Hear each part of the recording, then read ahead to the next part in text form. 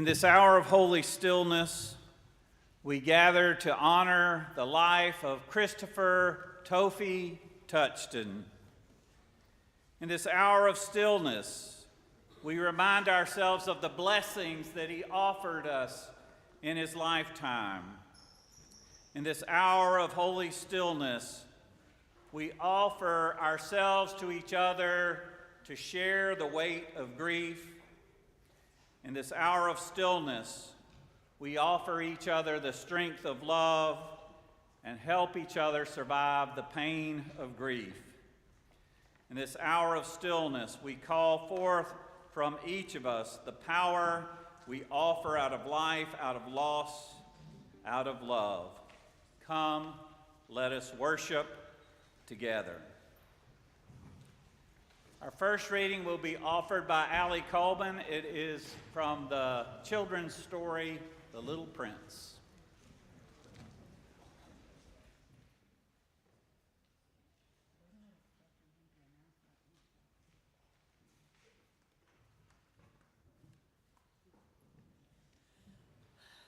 Good afternoon.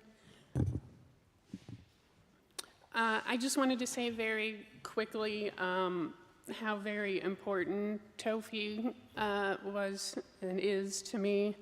On my very first day of church, all the way back in 4th grade, he marched up to me the minute I walked into the classroom in his blue blazer and khaki pants and loafers, always impeccably dressed, and emphatically greeted me with that big open heart of his and took me around and showed me all the ins and outs of the church. And I think I can speak safely for everyone from our age group at TVUUC how very important he was to us growing up, and what an impact he had on our lives.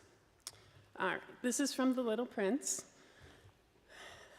Come and play with me, proposed the little prince. I am so unhappy. I cannot play with you, the fox said. I am not tamed. What does that mean, tame? It is an act too often neglected, said the fox. It means to establish ties. To establish ties? Just that, said the fox. To me, you are still nothing more than a little boy who is just like 100,000 other little boys, and I have no need of you, and you, on your part, have no need of me. To you, I am nothing more than a fox like 100,000 other foxes, but if you tame me, then we shall need each other. To me, you will be unique in all the world. To you, I shall be unique in all the world. I am beginning to understand, said the little prince. My life is very monotonous, the fox said. I hunt chickens, men hunt me. All the chickens are just alike, and all the men are just alike. And in consequence, I am a little bored. But if you tame me, it will be as if the sun came to shine on my life. I shall know the sound of a step that will be different from all the others. Other steps send me hurrying back underneath the ground. Yours will call me, like music, out of my burrow. And then look, you see the grain fields down yonder? That wheat fields have nothing to say to me, and that is sad, but you have hair that is the color of gold. Think how wonderful that will be when you have tamed me. The grain, which is also golden, will bring the thought of you back to me, and I shall love to listen to the wind and the wheat. The fox gazed at the little prince for a long time. Please tame me, he said. What must I do to tame you? Asked the little prince. You must be very patient, replied the fox. First you will sit down at a little distance from me in the grass. I shall look at you out of the corner of my eye, and you will say nothing. Words are the source of misunderstandings. But you will sit a little closer to me every day. So the little prince tamed the fox, and when the hour of his departure drew near, "Ah," said the little fox, "I shall cry." "It is your own fault," said the little prince. "I never wished you any sort of harm, but you wanted me to tame you." "Yes, that is so," said the fox. "But now you are going to cry," said the little prince. "Yes, that is so," said the fox. "Then it has done you no good at all." "It has done me good, because of the color of the wheat fields." "Goodbye," said the little prince. "Goodbye," said the fox. And now here is my secret, a very simple secret. It is only with the heart that one can see rightly. What is essential is invisible to the eye.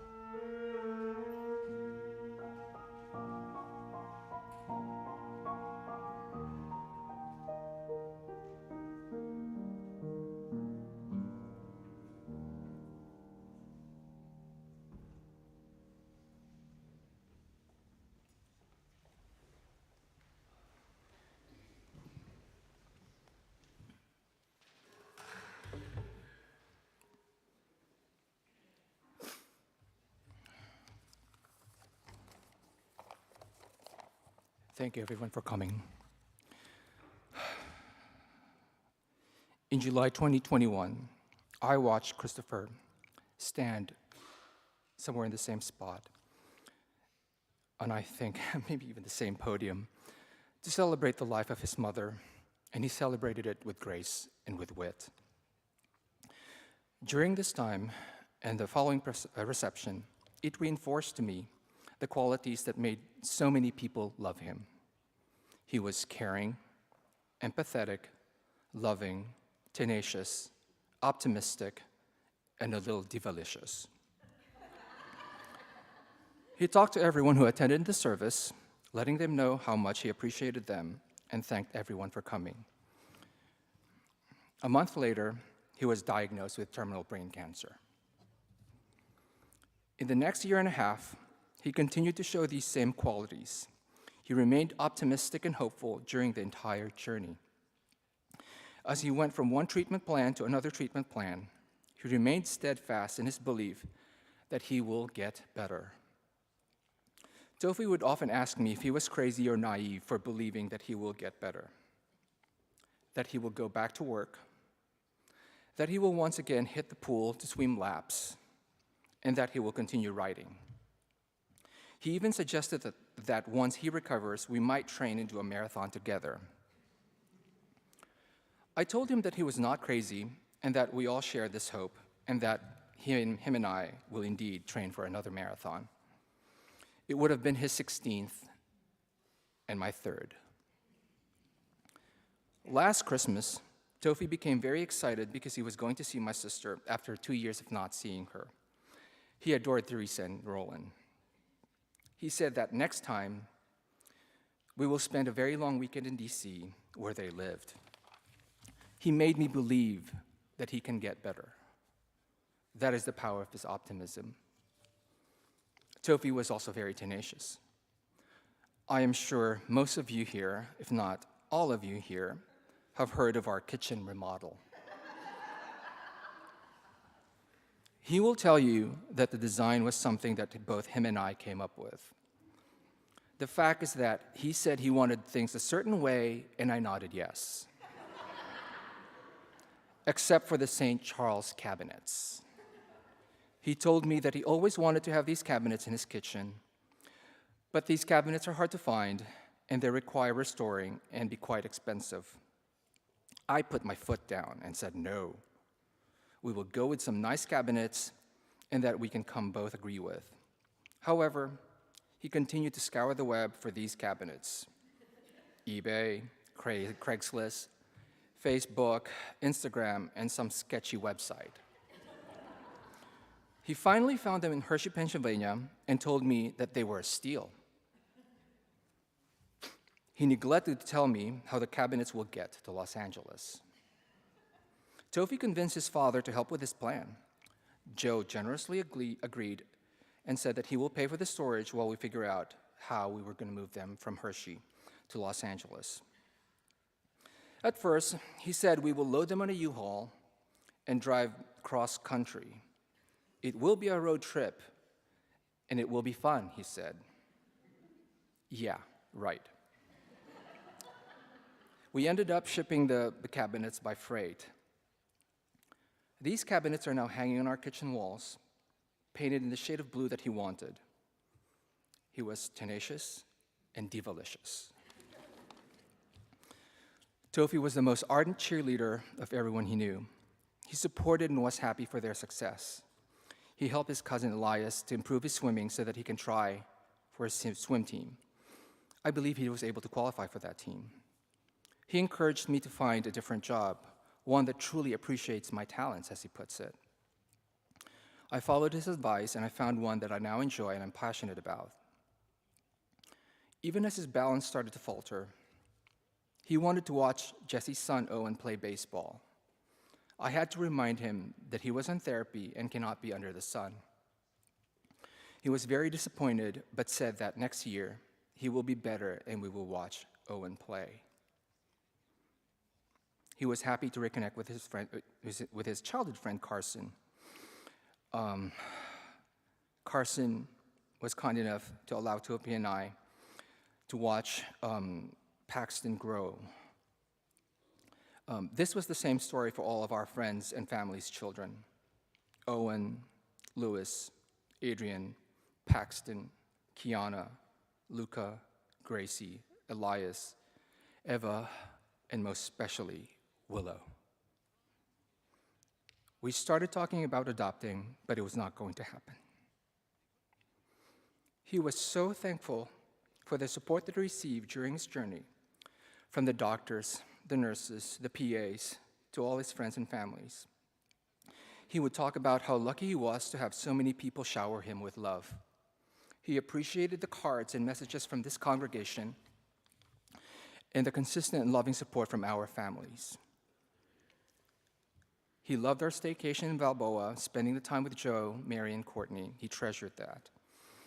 He knew that the efforts that people made to spend time with him, Anna and Courtney too.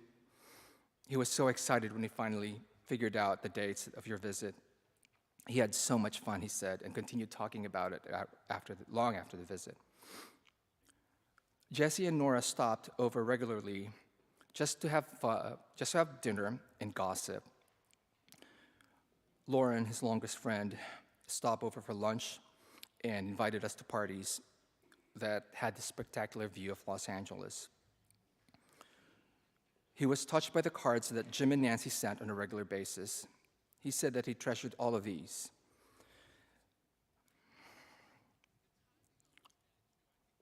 But he was most thankful for Amanda and Robin, who we started calling our other brother and sister. He looked forward to the visits and the outings that made his treatment bearable.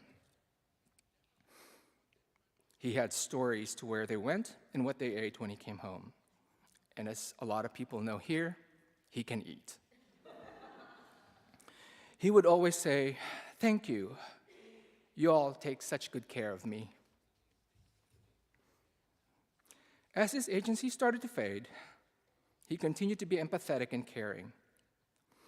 He would try and help me get him around to different parts of our home on Bertha, his walker, shuffling his feet as best as he can and saying, "I know how hard this is for you, but I want to be helpful." He continued to donate to this and support the causes he believed in, the environment and the Democratic Party. He would get into Twitter arguments.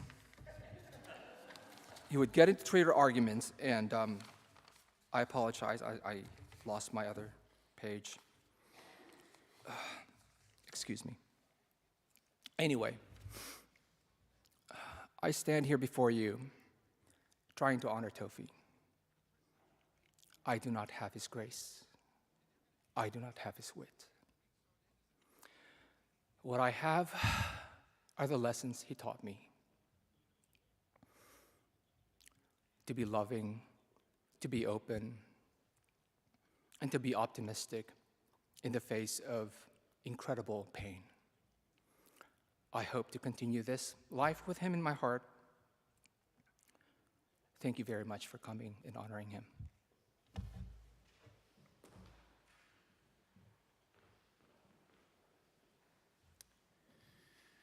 We will now have a reading shared by Ann Black, Summer Day by Mary Oliver, followed by special music, and then Christopher's sister Courtney will share some reflections.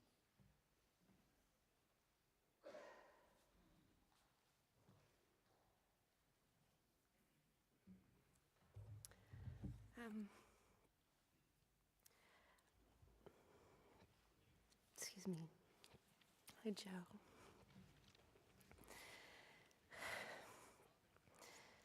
The summer day. Who made the world? Who made the swan and the black bear? Who made the grasshopper? This grasshopper, I mean.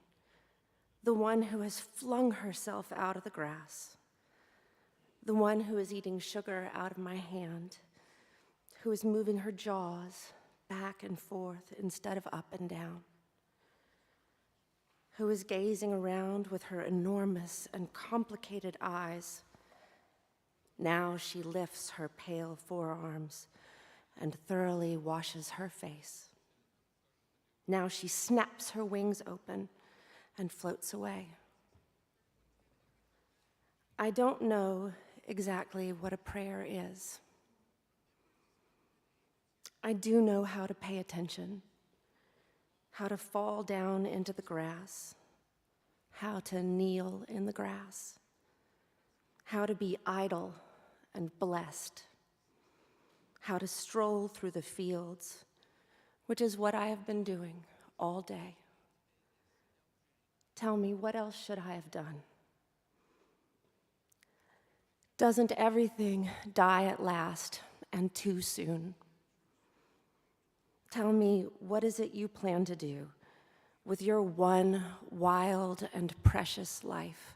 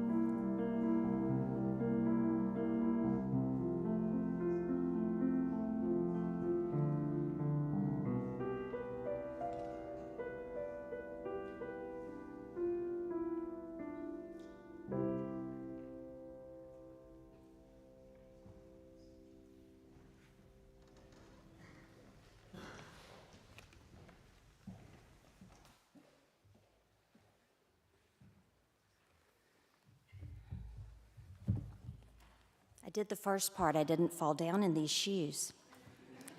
My friend loaned them to me, and at the risk of sounding pretentious, they're Ferragamos. And if you knew Christopher, you would know that he would want me to wear Ferragamos while speaking about him, so that's why I'm in these ridiculous shoes.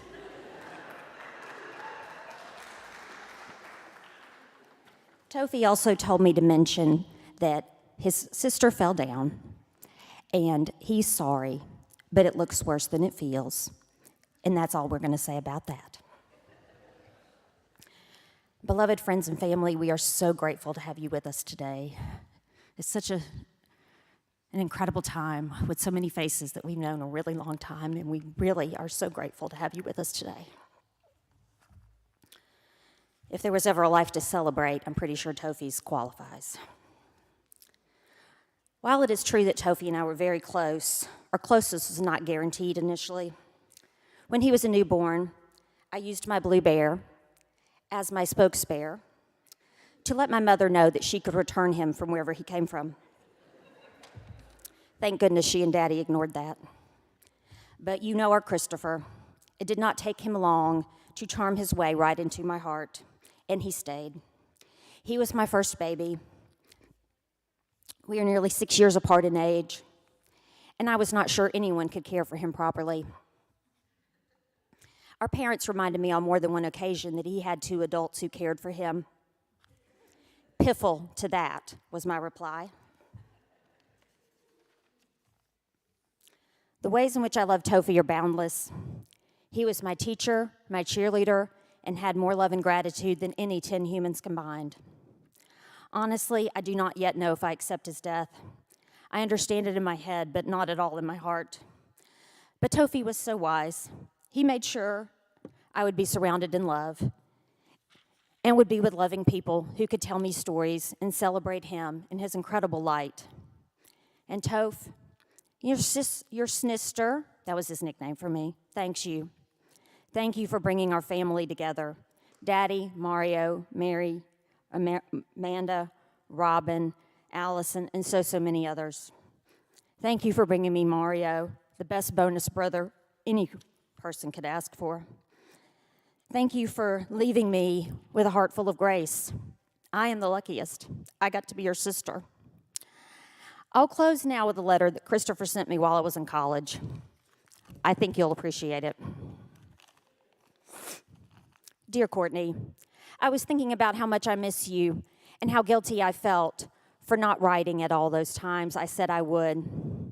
I did write you that letter in science, but it is passé by now, so I did not send it. How are you? Is that boy still chasing after you with flowers and candy?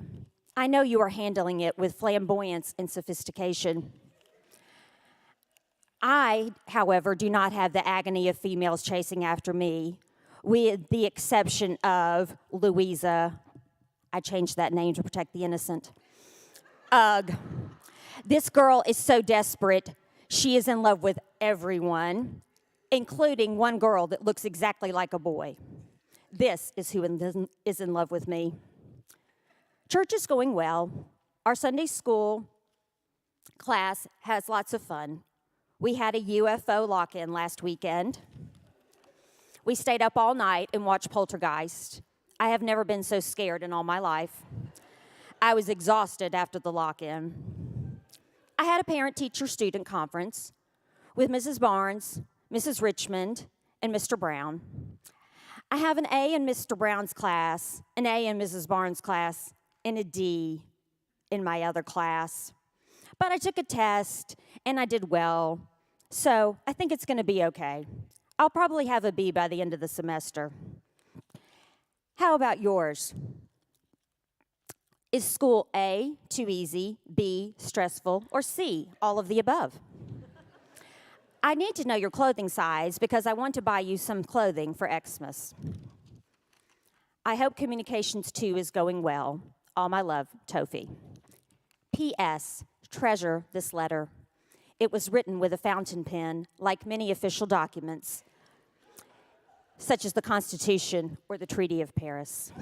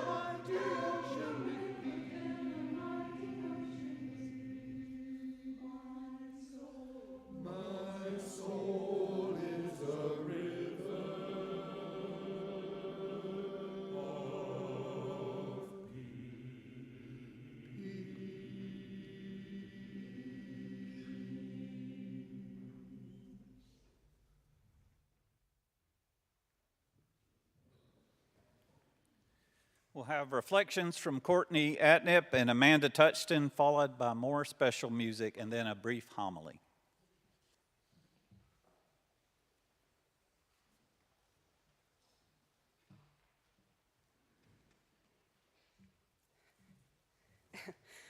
I was thinking about how we were supposed to keep this to 3 to 5 minutes, but Tophey knows that I can't do that. So mine will probably be the longest, which I think is apropos for Tophey and I. But hello, I'm Courtney. I'm affectionately known as C2 in the Touchton life. Tophey's blessed to have 2 Courtneys in his life, or maybe not so blessed at times. As I was drafting this, I was trying to remember the first time I ever met Tophey. He and I began our friendship at the Montessori school down the street here on Kingston Pike. He was my sweet little blonde friend with that wonderful imagination that we all knew and loved, and that laugh. He and I could be heard laughing for miles. I'm sure y'all know this. Tophey transferred and circled back into my life when we were in high school, which is probably, arguably, the hardest time in anybody's life. I was trying to remember what was that moment that drew me to Tophey, and I think Joe and probably everybody in this room realizes this, but it's because Tophey had parents that were from the Democratic Party. And in South Knoxville at the time, that was pretty rare. One of the things that drew me to Tophey at the time was his ability to just be himself. I'd never seen anything like it. He had friends instantly wherever he went. I was just so captivated by the fact that he was so comfortable in his own skin at a time in our lives when we were not comfortable in our own skin. Tophey and I had a lot of funny memories in high school. I want to share some of these funny stories with you today. Let's start by talking about Tophey's driving. I'm looking at you, Joe. Tophey and I might have been the only students in the 1996 graduating class that continually failed the driver's ed exam. Mine was my nervousness for tests, and Tophey's, well, the driving. My husband can tell you that my driving probably hasn't gotten much better, but I'll blame Tophey for that. Tophey was bound and determined to pass the driver's ed exam, and we would spend hours trying to parallel park. At one point, I said to him, honey, I just don't think this is your thing. And he said, well, that's a shame. I guess I'll just have to be rich and find a driver. He eventually passed the exam. The other thing I wanted to talk to you all about today was Tophey and I's athletic abilities. Tophey, who was a really good swimmer and good at exercise, talked me into being on the swim team. I had no business being on the swim team. At our first meet, we get up to the block, and I look at him very nervously and be like, I'm going to get smoked up here. I'm not a good swimmer. He said, why are you here to compete? I'm here to look good in a Speedo. I spent countless hours at Joe and Arlene's house with Tophey watching movies and just hanging out as high school kids did. Tophey was a fixture at my house as well. As we started to grow up in high school and learn who we are as men and women, I knew that there was always something that Tophey was wrestling with deep inside.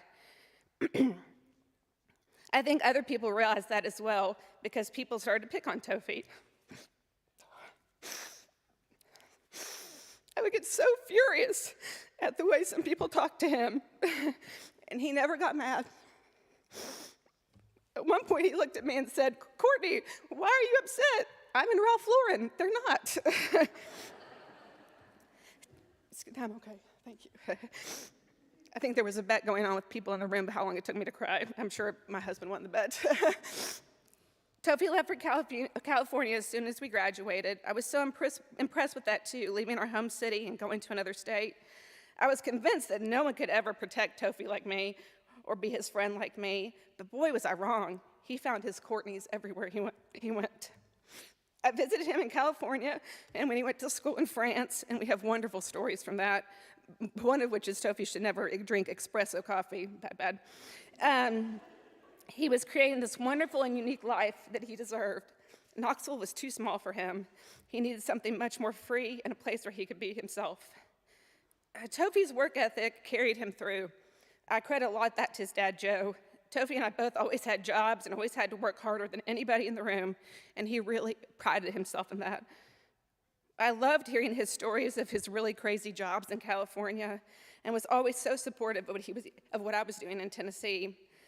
The resilience that both Courtney and C1 back here and Tophey have is something that I really appreciate.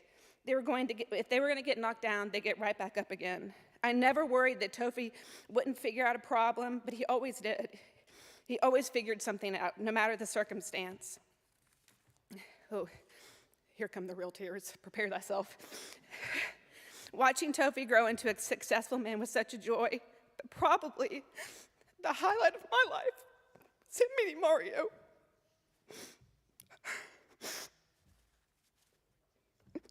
In the last year, watching Tophey battle cancer with beautifulness and grace, all the wonderful things he said started to really emerge. He would say these wonderfully supportive things to me, but what I really loved about Tophey the most is he saw in me what I wanted to see in myself. He'd be so upset with me crying this much too, by the way. He talked to me about having strength and courage and how I had to go on. And so, Toph, I'm going to find that courage and I'll go on. Thank you.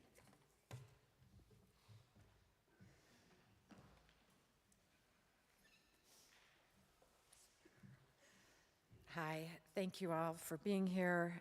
My name is Amanda Touchton. I don't know all of you. We were the Naked Yankees in New York. I'm Christopher's cousin. Our fathers were brothers. We knew each other growing up, but when Christopher was 18, he moved to California to live with my father and start going to college. And that's when Christopher and I really connected in a much deeper way.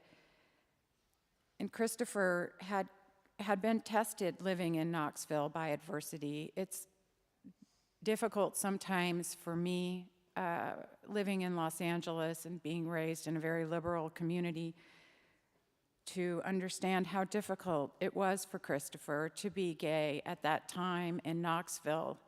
And I know that he suffered in high school with a lot of what Courtney was just discussing. But as she said, he never spoke ill of the people that bullied him. In fact, he felt pity for them because he recognized his privileges always. He recognized that he had a strong family and that he came from a good community. And he felt sorry for those that teased and bullied him and shoved him in lockers. Christopher was tested by adversity. He was tested by pain. He was tested by injustice and by the greatest fear of all, going into the dark At 43 years old, our hysterically funny, loud-talking, lightning-fast Christopher was given a death sentence. The marathons, the swimming, the bottomless bowls of broccoli. How dare the universe?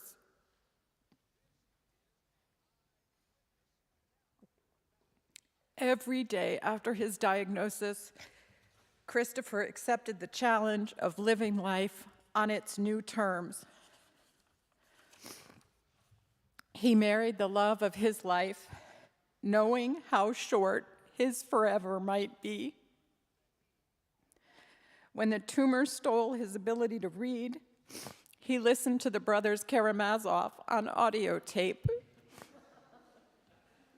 He asked Robin to read Walt Whitman to him aloud. He refused to leave his novel unfinished and shared his writing with me, allowing me to be his pen and put his thoughts to paper. He could no longer exercise like he had before, so he picked up lighter weights and he danced his way through his living room.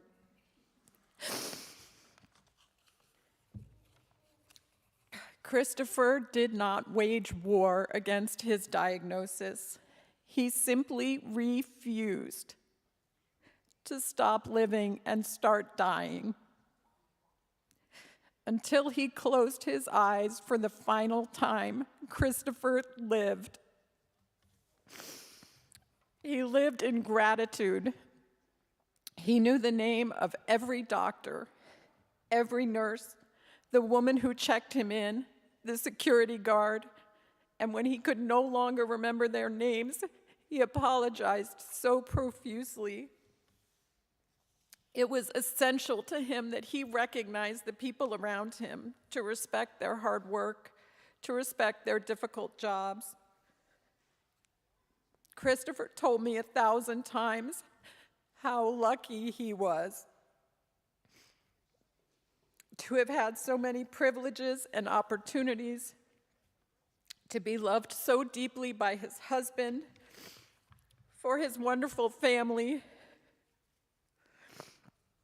And although I have to admit, I did think he was exaggerating until I met them. For the absolute best friends on the planet. Every time he told me how lucky he was, I learned again that there is no limit to how many times a heart can break. When our Christopher was tested, he stood so tall and so strong. If he were here, he would insist that I thank you. Thank you for coming. Thank you for remembering him. And thank you for continuing to love and care for his father, his husband, his sister, his stepmother, who I know is so sad to leave behind. But Christopher's not here, and so I'm going to take this chance and sneak in edgewise. And I want to thank him. I want to thank him for being my family in the City of Angels, for teaching my son to swim, for teaching my daughter Grace the meaning of her name. Thank you for bringing Mario into our lives. Your husband is extraordinary. Thank you for all of the laughter and light you added to this world. We will miss you every single day.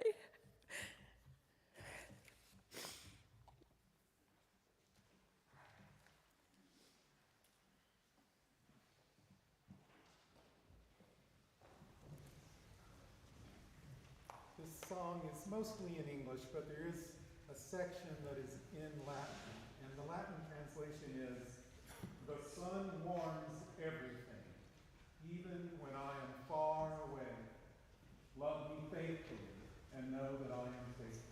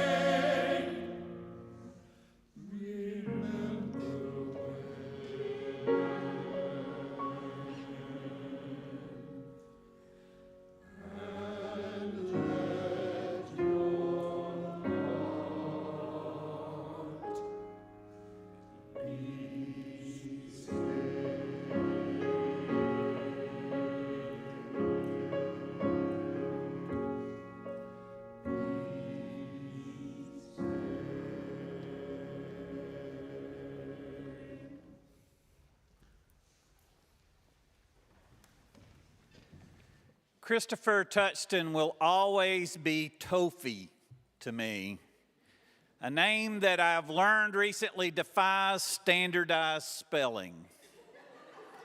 Mario gave us two choices, T-O-P-H-E-Y and T-O-P-H-Y. I have been spelling it T-O-P-H-I since 1989 in text messages and in emails, and he never corrected me. The Hindus say truth is one but is known by many different names, and so it is with Tophey. Indeed, my spell check wants to change his name to Trophy. And I think Mario will agree with me. He was a trophy husband and a trophy friend. He looked fetching in his Brooks Brothers attire, always dressed for success, even in Sunday school. I did make some efforts to make the transition to Christopher talking to him, but it never really took. So today, he is Tophey. I'm not even going to try. It may seem a little odd, but I want to begin my reflections about Tophey with a story about Sammy Davis Jr. When Sammy Davis Jr. was at the height of his fame and performing in Las Vegas, he still had performance anxiety.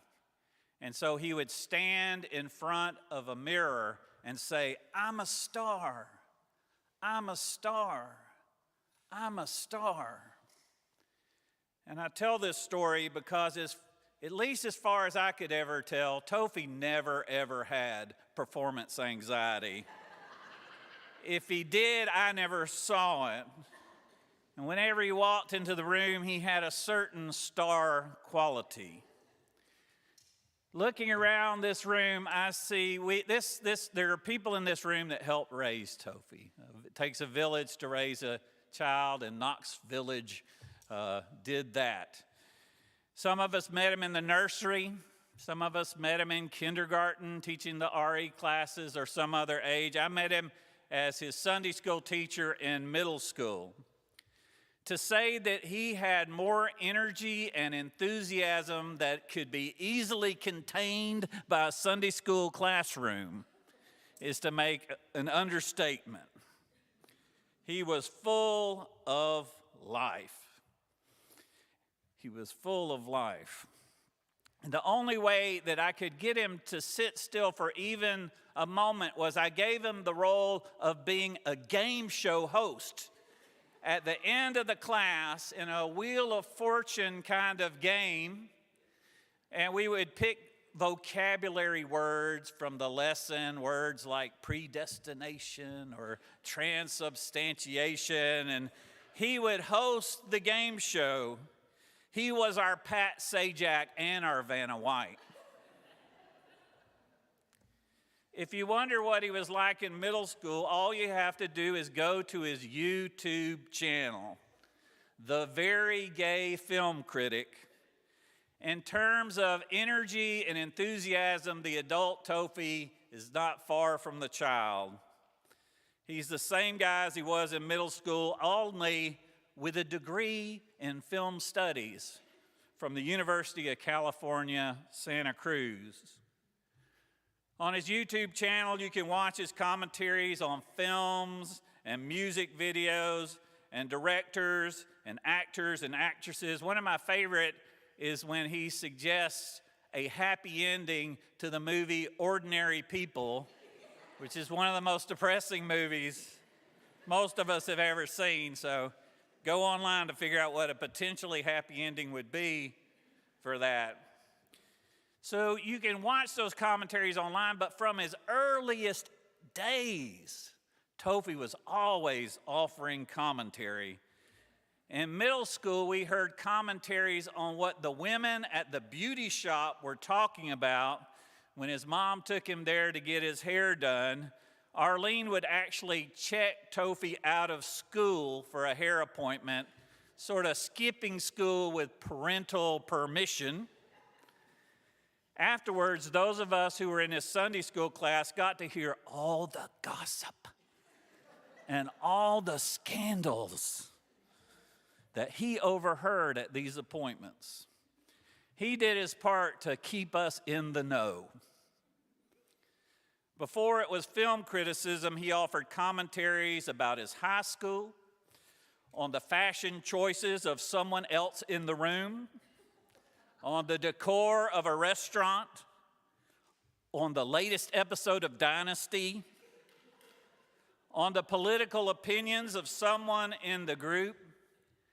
To give you an idea of Tophey's politics, I was talking to him. He was doing some job out in LA, and I don't know what it was, but it involved supervising people. And he had a hard time getting people to show up on time, and he had a hard time getting people to do what he wanted to do. And he said to me in a horrified fashion, "It's almost enough to make you a Republican."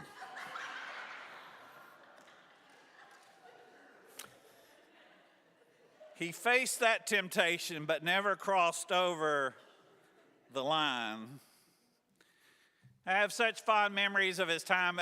There was a reference to UFO earlier, which was the Unitarian Fellowship Organization, which was our middle school youth group. And the Sunday school, I was had these games of sardines that they would play, where everybody hides, and it's sort of like the reverse of hide and seek. But so many fond memories of those lock-ins. I don't remember Poltergeist. I remember Monty Python, and how Monty Python is always so much more funny at 2 o'clock in the morning than any other time. Although I was not his RE, I was his Sunday school teacher, and I was his RE director, but I went off to seminary, and when I was off at seminary, I just came back to preach one day. So I was just one person coming in to preach, but Joe came up to me before the service and said, "Tophey missed his high school recognition ceremony last week. Can we do it this week?" And it wasn't in the order of service, and it wasn't part of the plan, but I am proud that I was able to be the minister at his high school recognition in what was, those of us who know the Touchton tradition of spontaneity and tornado of creative chaos that leads to so many good things. At his mother's memorial service, it was Tophey's job to make sure her ashes got to the church. And he arrived at the church, and he immediately threw himself into organizing and getting things ready. And all of a sudden, I looked at him, and he gasped, and he said, "I forgot Mom." And I don't remember how it all worked out, but it all worked out fine in the end. But it was complicated because we had to find a key to the house, and somebody could get to not only get to the house, but have a key to the house and know where the ashes were. And I don't remember who, but someone remarked at that time, "I always said Arlene would be late to her own funeral."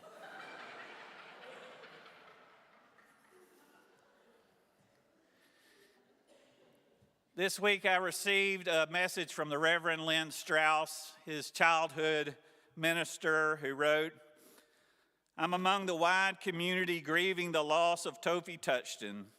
In spite of the years that have passed since I've seen or spoken with him, I cherish deep memories of Tophey, his loving, his energy and grace, his tender-hearted care of his mom. All this still resonates strongly with me. Those powerful preteen and teen years for our kids, and Tophey's honest courage to be himself. I will be there in spirit on Saturday, sending prayers and gratitude."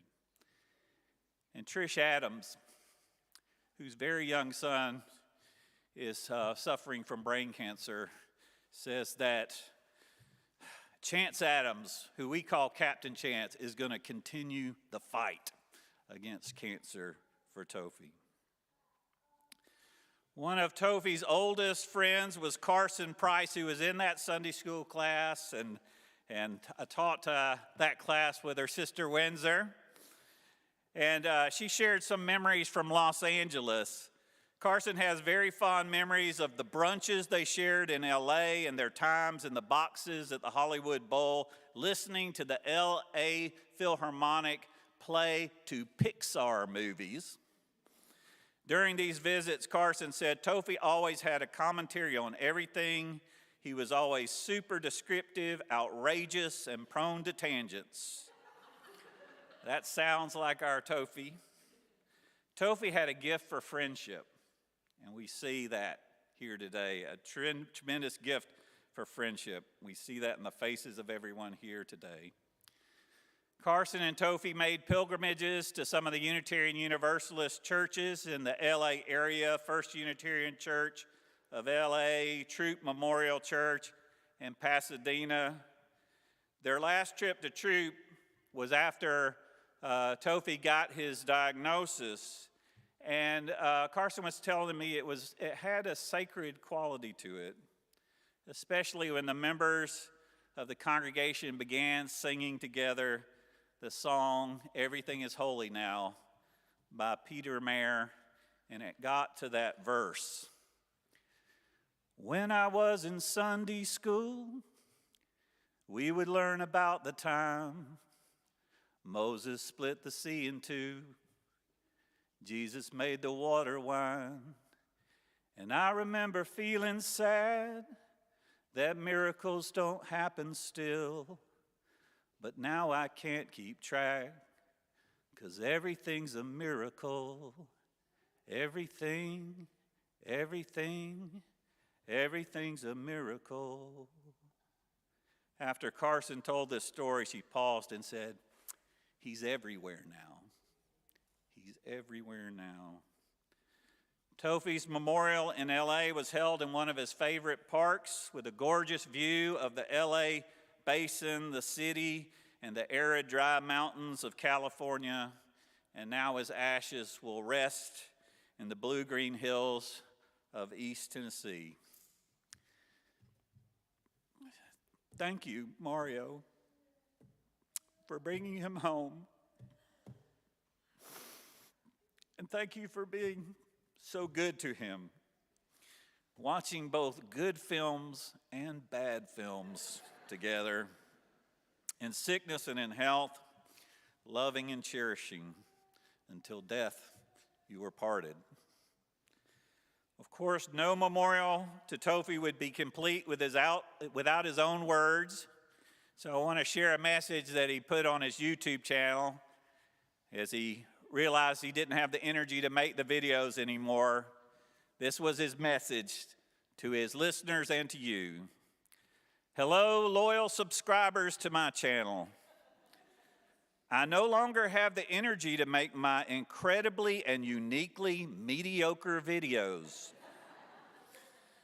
So I'm going to start making shorter videos, which is fine because most of you only watch the first 2 minutes of the video anyway. I have all the YouTube stats. I appreciate everyone who has found me and is following me, all 51 of you. But hey, 51 is better than 0. For all of you who have taken time to go on my channel and tell me how bad my videos are. Oy vey. Oy vey indeed. Shakespeare wrote words in Romeo and Juliet that seem applicable for Tophey today. He wrote, "When he shall die, take him and cut him out into little stars, and he will make the face of heaven so fine that all the world will be in love with night and pay no worship to the garish sun." Courtney Touchton had star quality. As Carson said, he was himself to the end. He may not have a star on Hollywood Boulevard on the sidewalk, but he is a much finer human being than many who do. And we can see his light shining in the night sky when we look up in the heavens, for he is everywhere now. May his light continue to shine in us as long as we shall live. So be it. And in the spirit of Touchton spontaneity, I've asked the Reverend Terrence Strauss to share our responsive reading and a memory or two.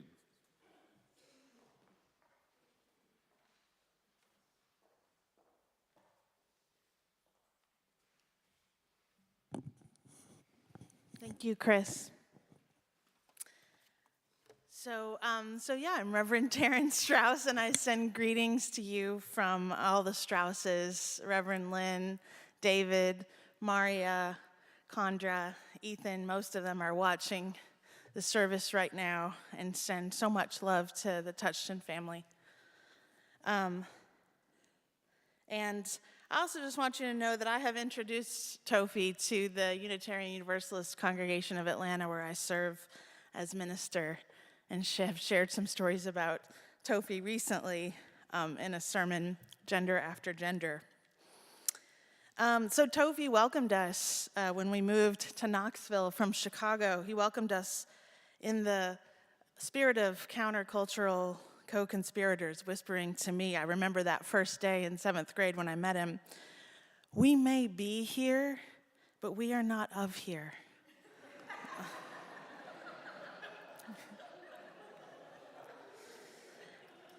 And I had just moved to Knoxville for 7th grade and just met someone so spectacular in Tophey, someone who already resided in the land of all, that place where all are welcomed and all are included and all can be who they truly want to be.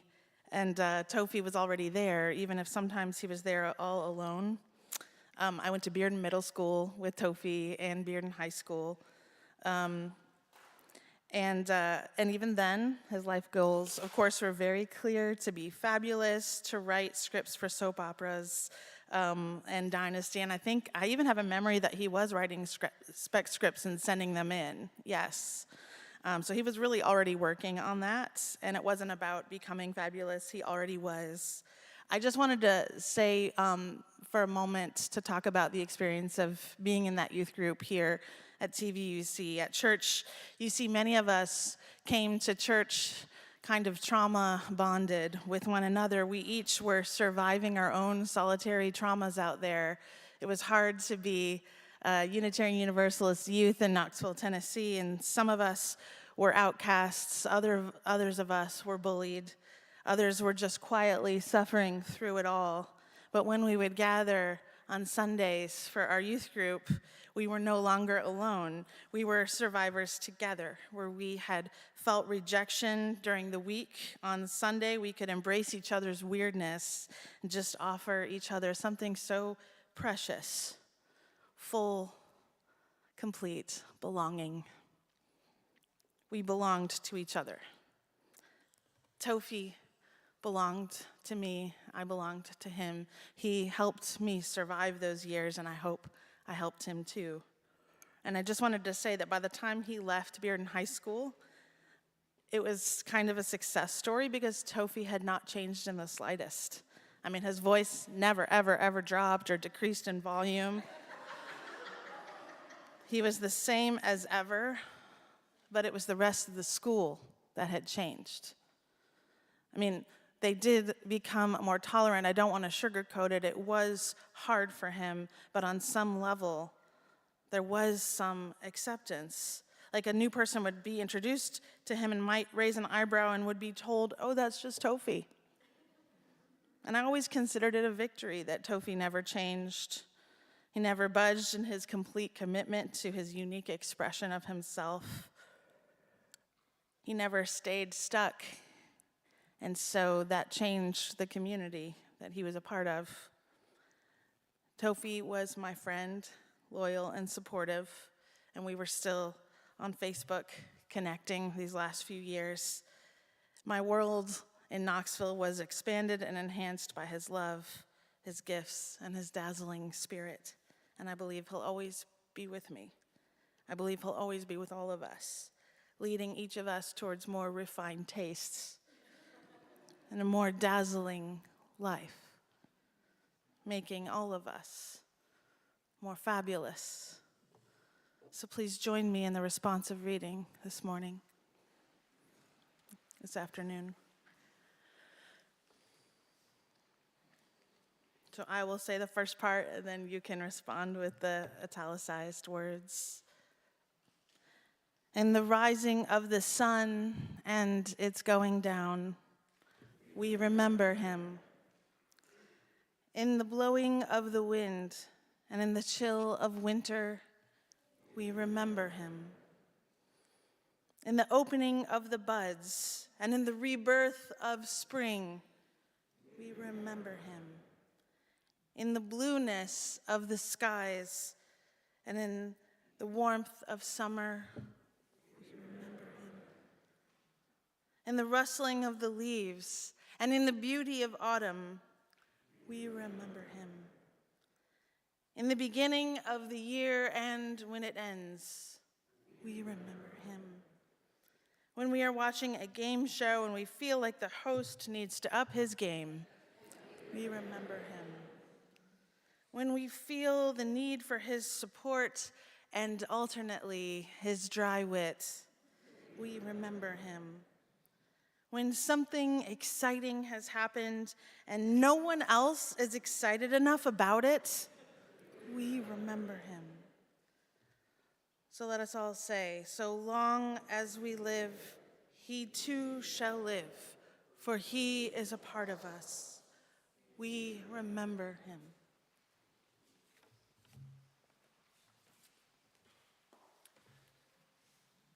All Tophey's struggles in high school and with bullies have made a difference. When the Supreme Court ruled for marriage equality, the Gay Street Bridge lit up with the colors of the rainbow flag.